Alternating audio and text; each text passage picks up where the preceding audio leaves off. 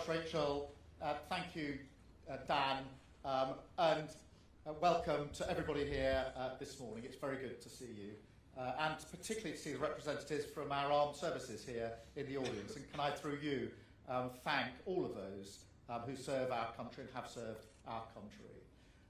Let me say, standing here, it is really inspiring to see the work that you do here at Molloy, building capabilities like this workhorse drone that's being used in Ukraine, and this incredible heavy lift. I think that's the biggest drone I've seen, a heavy lift capability, which will soon be deployed to Ukraine. That gives you just a glimpse and a sense of what's going on the front line in Ukraine, which is so important. So thank you for all the work that's being done here, for the part that you are playing, together obviously with brilliant companies right across the United Kingdom in defence of our nation. And that is what I'm here to talk to you about today.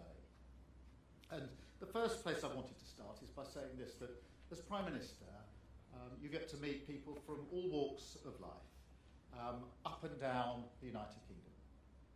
And I know how worried they are about the state of our world. They see the wars in Ukraine and in the Middle East impacting on our stability, driving up the cost of living. And they're feeling tired at being at the mercy of events beyond our shores. We see countries that are arming and tensions that are rising, a more dangerous and volatile world than at any time for decades. We see the horrendous human toll of these conflicts, which cuts across our values of justice and sovereignty, and that simple British impulse that bullies and dictators cannot be allowed to push people around. We also know that these threats are not remote. We see foreign states targeting our nation as well. Thugs hired by foreign powers conducting violence, vandalism and arson on our streets. Disinformation aimed at sowing division and stoking disorder, spreading lies and undermining our democracy. Russian ships targeting the underwater cables that carry the data on which modern life depends. We also see on the battlefield in Ukraine that the very nature of conflict is changing before our eyes. Despite having a limited navy, limited traditional air power, and limited armour, Ukrainian forces have destroyed the Black Sea Fleet. They've struck deep into Russian territory and stopped the advance of one of the biggest armies in the world. Now, they've done that through sheer courage, yes, but also by embracing technology. They've integrated drones into their fighting like never before, understanding that the ability to innovate and produce at speed and at scale is more vital than ever to military power, and that AI will accelerate this transformation even further. Against that background, NATO is more vital than ever. Yes, we recognise that things have changed here too. While the US remains our key ally, I have been clear that in order to sustain NATO, the most successful military alliance the world has ever seen, European nations must take more primary responsibility for their own defence. These are the changes and the challenges which have defined my premiership and that will continue to shape our times. And look, my view has been the same since day one. We must stand more firmly on our own 2 feet. We must do what it takes to meet this new world head on, to keep our country safe and seize the opportunities that come from investing in our sovereign strength. That is what we're doing. That's why we have reversed at last the corrosive hollowing out of our armed forces. And it's why we're transforming a defence programme that, frankly, for too long has been underfunded and unsuited to the threats that we face. I've also been clear since day one that we do this not because we want war, but because we want to avoid war. We lived through Iraq. We learned from those mistakes, and we don't want to repeat them. I showed that when I chose not to join the war in Iran. We want our people to be able to live in a world defined by peace, stability, and the rule of law. But the paradox of peace is that when the world is arming and aggression is rising, the best way to avoid war is to prepare for it. The best way to defend is to deter, to have the strength to make your adversaries think again before they act. And that is what we are delivering. Last year, we published our Strategic Defence Review, setting out the capabilities we need for a changed world. And today, I am proud to publish our new Defence Investment Plan.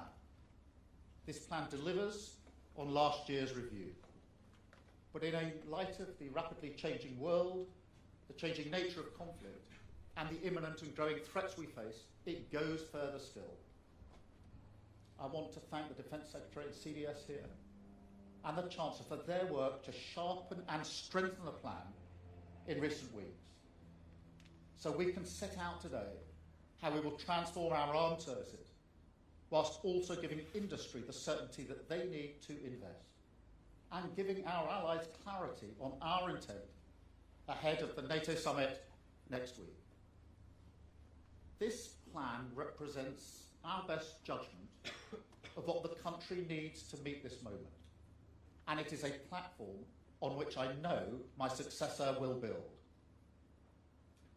Now, unlike previous governments, we have taken care to fully cost this plan, examining the defence budget line by line.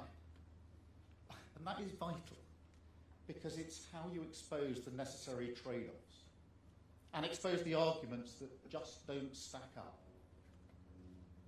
You have some people in this debate who underplay the threat and deny the need to prioritise defence and security. You also have those who say you can fund defence without making sacrifices in other areas of capital spending. And you have those arguing that we can just raise borrowing, put it all on the never never. But let's be clear, defence bonds are just borrowing by another name. We've looked at this very carefully. But the fact is, doing this through borrowing would push interest rates higher at a time when £1 in every 10 already goes on paying debt interest. And this government has fought hard to bring the public finances under control. And it has paid off, helping to bring inflation and mortgage rates down. We should not sacrifice that now. Because this is the point that often gets missed. Strong public finances are a fundamental part of our strength in this world. Lose control of them, we're not just poorer, we're much less secure. Slash funding to our public services in favour of defence, and we would be fundamentally weaker as a nation, more fractured as a society, less able to defend ourselves when our enemies prey on social division. So the hard truth is, there are no easy answers. But the settlement I'm setting out today is the right choice for the country. It delivers the decisive action we need on defence in a way that is within our fiscal rules and that will not take resources away from day-to-day spending on frontline services like health and education. Instead, it is funded by reallocating spending from across government departments, reallocating capital budgets by 1 penny in every pound, while still maintaining public investment at the highest sustained levels since the 1970s. It means departments making better use of assets, like underused land. And it means those departments with the largest capital budgets contributing more.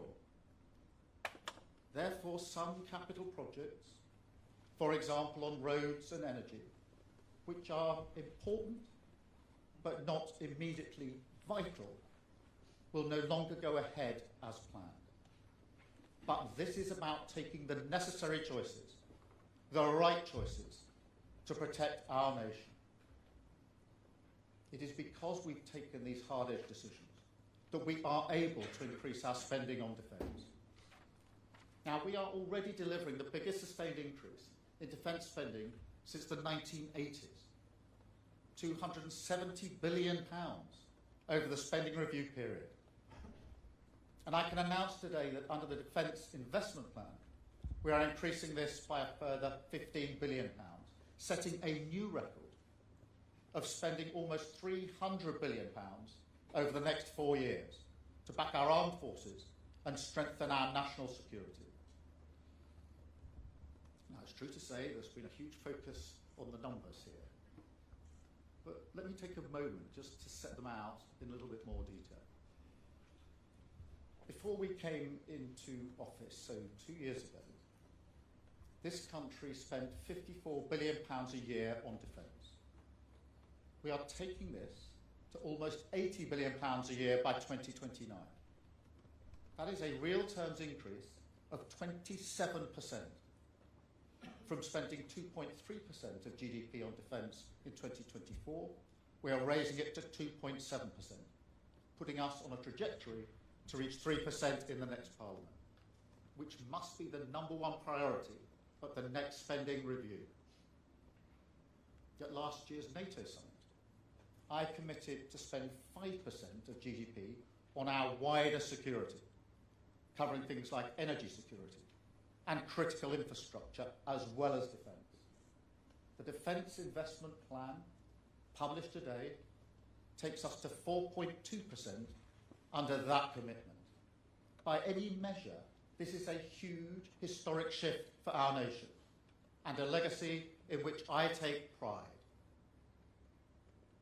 And we must use this investment wisely, because I know that in the past, defence spending has sometimes been seen as a bottomless pit. People see the money going in, but they don't feel the benefits. So this time must be different. We can't just spend more, we've got to spend better. That includes driving real reforms within the Ministry of Defence to get greater value from our investment, accelerating innovation and procurement, and reducing non-military spending, for example, on civil service staff. We have examined every penny under this plan to make sure it delivers real positive change for our country. And we can see that it will do so in 3 ways. First, it will make the British people safer. It focuses our resources squarely on the readiness of our armed forces, reversing the cuts of recent years, prioritising the availability of our forces and assets, rebuilding ammunition stockpiles, ensuring we are ready to fight and defend our nation and better prepared to win. It will also make the British people safer by driving a generational transformation of our armed forces, learning the lessons of Ukraine in order to modernise our military, equipped to fight the wars both of today and tomorrow. And we're backing this by putting in more than £5 billion into drones and autonomous weapons. That is the largest ever UK investment in this technology. That means we will build a new hybrid Royal Navy, so that when our frigates move to intercept a threat to British interests, like a Russian ship in our waters, for example, they will do so with outriders, uncrewed ships, above and below the surface, their AI systems working in unison with our warships, operating as a single integrated force. This will be joined by the next generation RAF, Typhoons flying with autonomous wingmen, making them invisible to enemy detection. And we will build an army that is 10 times more lethal, with attack drones flying alongside our Apache helicopters, a new fleet of surveillance drones collecting intelligence and finding targets, and a surge in low-cost one-way attack drones, which have proved so effective in Ukraine. On top of this, we are investing in long-range missiles, armoured vehicles, and counter-drone defence systems. We're investing in £500 million in new technology and capabilities for our commandos and our special forces, which are already the envy of the world. And we're investing £150 million to raise our defences against the threats of AI. This is about harnessing cutting-edge technology on every front to multiply our strength and defend our nation. Second, this plan will benefit the British people because it uses defence spending to strengthen our economy, creating almost 60,000 jobs.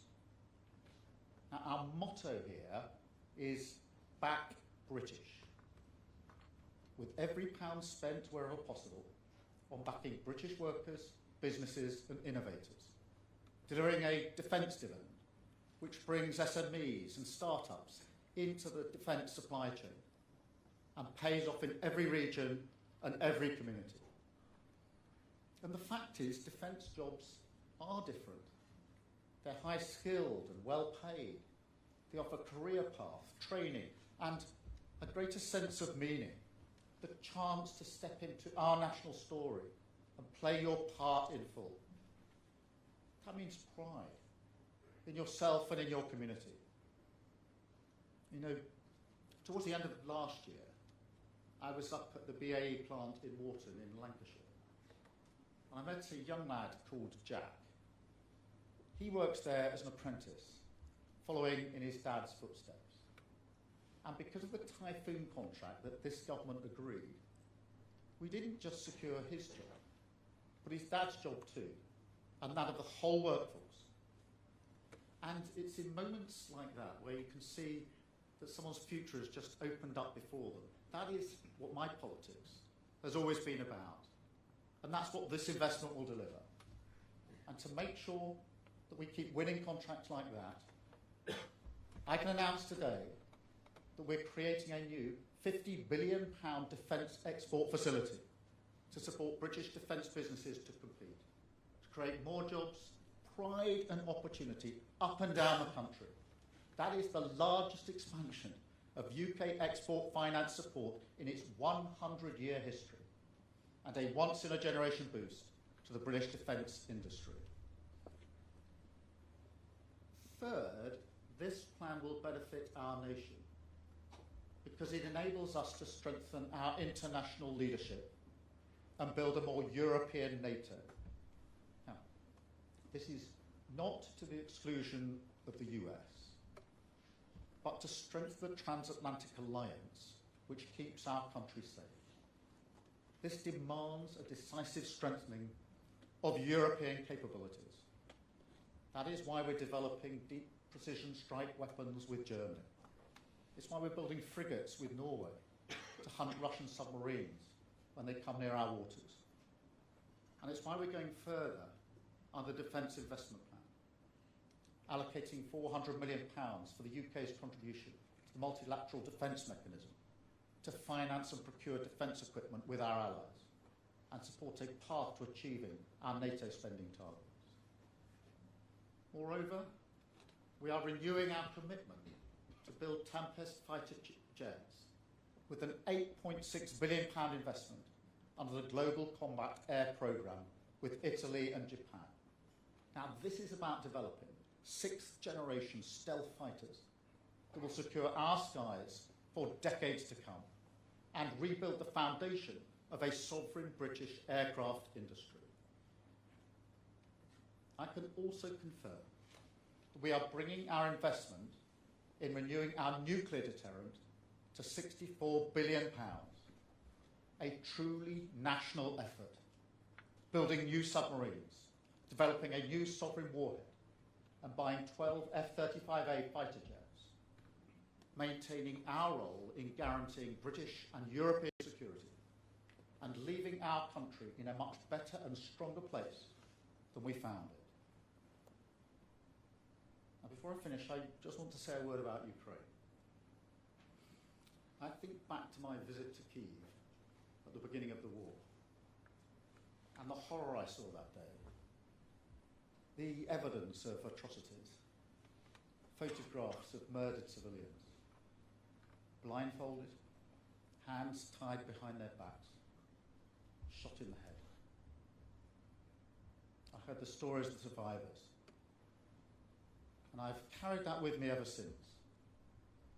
I swore to myself that I would do all I can to back Ukraine in this fight, because it is right and just, and because it's an attack on the liberties and freedoms that we have always fought for. And be in no doubt, the outcome of this war will shape our lives for decades to come. If Russia were to win in Ukraine, Putin would not stop there, but turn his gaze to other allies, bringing even greater instability to our continent, even greater impacts on our security and the cost of living, and an even greater need to mobilise yet more resources for our defence. But the good news is that Ukraine is holding strong. They are increasingly able to push Russia back on the battlefield. And there are clear signs that as Russia's losses mount and their economy struggles, the mood in Moscow is turning against Putin's war. So this is the moment to ramp up the pressure, backing Ukraine's defence and turning the screws on Russia's economy. And that is what we're doing. And the Defence Investment Plan will maintain our support in full. I have been proud to stand with Ukraine and with President Zelensky over the last 2 years, and to lead the coalition of the willing, together with France and Germany, to support a just and lasting peace, part of our work to restore Britain's standing in the world. It is a great credit to this nation that every Prime Minister since the invasion has stood full square behind Ukraine, and I have no doubt that will continue for as long as it takes. Because, look, moments like this ask fundamental questions of all of us. Not just about how we respond, about who we are as a nation and who we choose to be. And I'm clear, it is simply not in our nature to shrink inward, resigned to mere passengers buffeted by events. The Britain I believe in finds its greatness in these moments. In times of crisis, we stand tall. We summon that British spirit of grit and resolve and seize the moment with both hands, proud of our values, proud of who we are. And I see that greatness in the people I meet. I see it in the crews of our nuclear submarines that I've met coming off their long patrols. One man returning home to meet his 4-month-old baby for the first time. I see it in our troops defending NATO's eastern flank, in our Royal Marines protecting the northern frontier. I see it in our carrier crews, who are out there right now deterring Russia in the North Atlantic. I see it in our RAF pilots, putting themselves in harm's way to defend our allies in the Gulf. I also see that greatness in all those who stand behind the front line. The workers in our NHS, our public services, our energy sector, our apprentices, engineers, building the technologies that we need, all of those on whom our national resilience depends.